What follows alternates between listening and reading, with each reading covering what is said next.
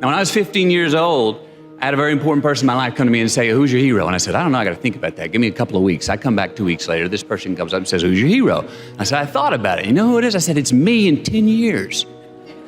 So I turned 25, 10 years later. That same person comes to me and goes, so are you a hero? And I was like, not even close. No. She said, why? I said, because my hero is me at 35. So you see, every day, every week, every month, and every year of my life, my hero is always 10 years away. I'm never going to be my hero. I'm not going to attain that. I know I'm not. And that's just fine with me because that keeps me with somebody to keep on chasing.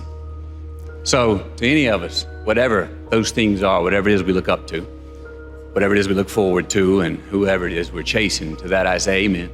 Don't half-ass it. Well, that never goes out of style, does it? I mean, think about it. If you're going to do something, if you've chosen to do something, whatever it is, easy, hard, if you give it your all and you don't half-ass it, win, lose, draw, get what you want, don't get what you want, whatever the outcome is, if you don't half-ass it, at least you're not going to have to wonder, oh, would the outcome have been different? What if I did give it my all? Wondering that is what keeps us up at night. Life is not easy. It is not. Don't try to make it that way. Life's not fair. It never was. It isn't now, and it won't ever be. Do not fall into the trap, the entitlement trap, of feeling like you're a victim. You are not. Get over it and get on with it. And yes, most things are more rewarding when you break a sweat to get them. You see, happiness demands a certain outcome. It is result reliant. And I say, if happiness is what you're after, then you're going to be let down frequently, and you're going to be unhappy much of your time. Joy is not a choice. It's not a response to some result. It's a constant. Joy is the feeling that we have from doing what we are fashioned to do, no matter the outcome. So the question that we got to ask ourselves is what success is to us, what success is to you. Is it more money? That's fine. I got nothing against money. Maybe it's a healthy family. Maybe it's a happy marriage. Maybe it's to help others, to be famous, to be spiritually sound, to leave the world a little bit better place than you found it. Continue to ask yourself that question. Now, your answer may change over time, and that's fine. But do yourself this favor. Whatever your answer is, don't choose anything that will jeopardize your soul. Prioritize who you are, who you want to be, and don't spend time with anything that antagonizes your character. If life was nothing but green lights and we didn't have yellows and reds, things that make us pause, hardships, crises, times for introspection, then what the hell would it all be for? We need the yellows and the reds. That's how we evolve. That's how hopefully there's some ascension to our being. That's how we give some credit to time and growing older. If we were the same person today that we were 20 years ago, then what are we really doing in this life? What's it really all about? What's it really matter to show where we failed? If anything, I would say to my 15-year-old self, go fail more. If anything, I would say to you, go fail more. Forget them. Those people on the sideline that are saying the thumbs down or calling you something or being snarky, they're on the sidelines for a reason. We're all destined to have to do the thing that we fear the most anyway, at some point. So give your obstacles credit, and you will, one, find the courage to overcome them, or you will, two, see more clearly that they're not really worth prevailing over. So be brave, have courage, and when you do, you get stronger. You get more aware. You get more respectful of yourself and that which you fear. Didn't you want to be a lawyer at one point? Was that part of your path? That's what I thought I was going to do in life. Then I remember my dad one day saying, he was in the oil business and it all went under in '82. And right around that time, he was like, I may need you to be a lawyer to take care of me. Anyway, I went to University of Texas, was headed towards, I wanted to be a criminal defense lawyer. And then it was around the beginning of my junior year where I just wasn't sleeping well with the idea of graduate, go 4 more years, law degree, get out at 28, make an imprint in society, and you're already 30. Right. I didn't want to miss my 20s really trying to practice whatever it was I wanted to do. And switched my path, went to film school.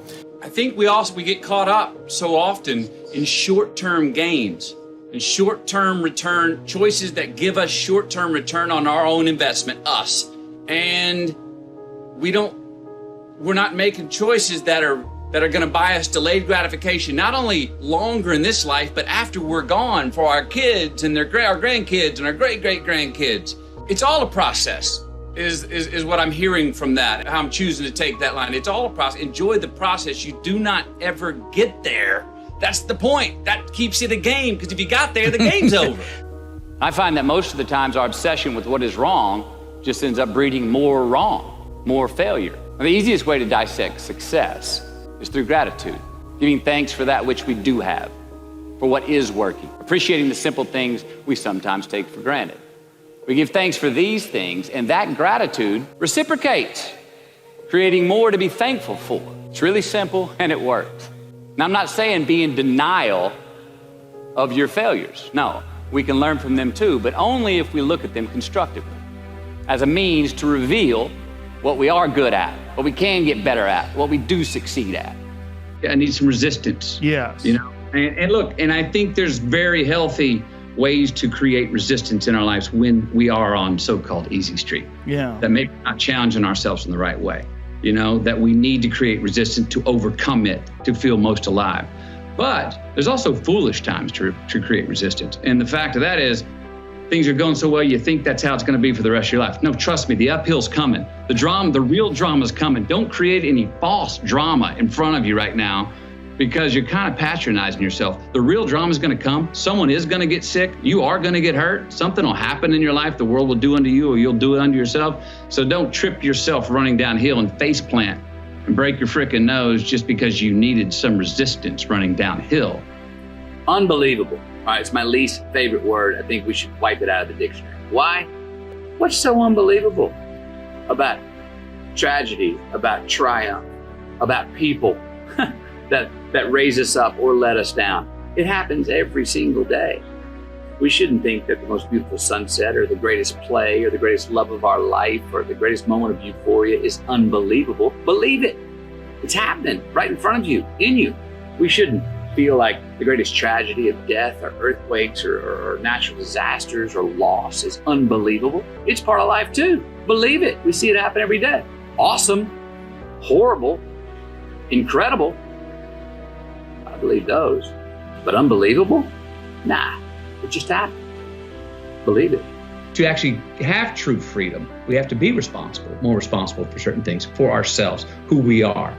Constantly investigating and interrogating our better selves to say, I'm going to be a little bit better at this tomorrow, knowing that we never land. There's no ta-da moment. And that is one thing I think we all got to watch, because we all are so result oriented.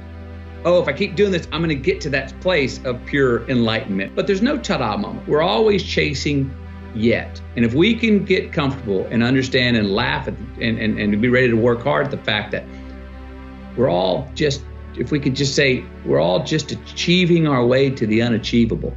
And that's as good as it gets.